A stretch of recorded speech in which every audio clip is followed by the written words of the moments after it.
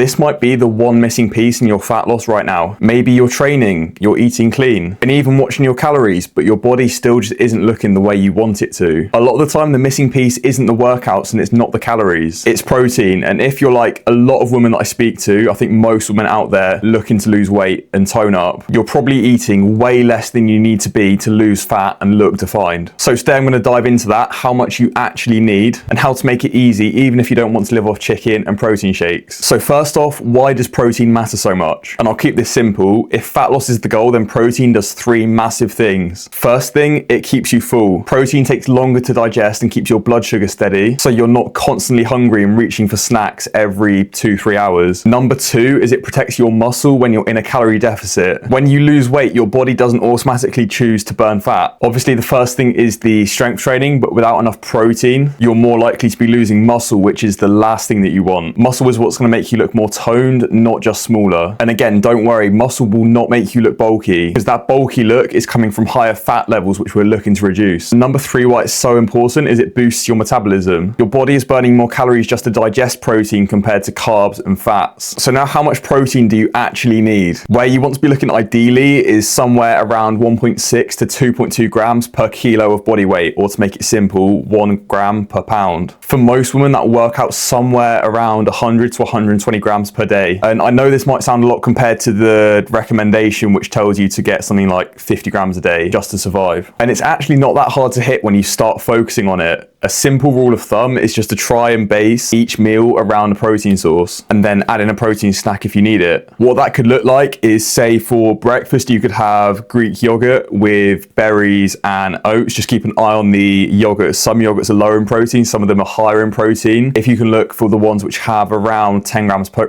of protein per 100 grams, that's roughly what you want. For lunch, obviously, ideally, you're preparing in advance. So you're looking at a chicken breast, or if you want to make it simple, just get one of the ready done packs of chicken and make sure you get about 25 to 30 grams of protein in that. For a snack, probably the easiest thing is get a protein powder, have a protein shake each day, and that's the probably easiest thing that's going to help you hit your goals. Other than that, you got things like, if you like them, like cottage cheese, you've got edamame beans, any cooked meats you can have ready, boiled eggs even are okay. And then dinner is where most of your protein is probably coming from anyway, so you probably don't need to change too much. Just make sure you're focusing around that protein source, looking for about a palm-sized portion in the meal. And like I said, the easiest way is to build your meal around the protein first, and then you can fit your carbs and your fats around it. And let's say if you're like out and you're needing like a meal deal, or like you're buying something, always look for the protein on the label with anything, whether it's sandwiches or snacks or anything that you're buying ready done. Try and look for as close to as possible 10 grams of protein per 100 calories. I know for a lot of things it won't be quite at that amount, but try and get as close to that as you can. And finally, I know I mentioned a little bit about this before, but you can be in a calorie deficit and lose weight, but if you're not eating enough protein, then your body won't look much different. Like if you're doing loads of cardio, it might help you lose weight, but if you're not doing the strength training, then you're not going to look great. It's when you start combining that protein intake with the strength training that your body actually starts to change, and you lose fat, you hold on to muscle, and you end up more stronger and more defined. So as much as I and other people will talk about weight loss, it's not just about that number on the scale, it's about what that number is made up of. And if you're not sure where to start with your protein, or you need a bit of help figuring out how you can fit a plan into your lifestyle, just go to the first link in the description and book a free goal setting call where we'll talk through your goals, what's been holding you back, and what to focus on so you can start seeing results. Again, I'll put the link in the description, and I do have a special Black Friday offer coming up, so get in touch if you want to hear about that. But anyway, I hope you find this useful. If you did, hit like, subscribe. Again, I'm trying to get more consistent with these now. This is the third week in a row,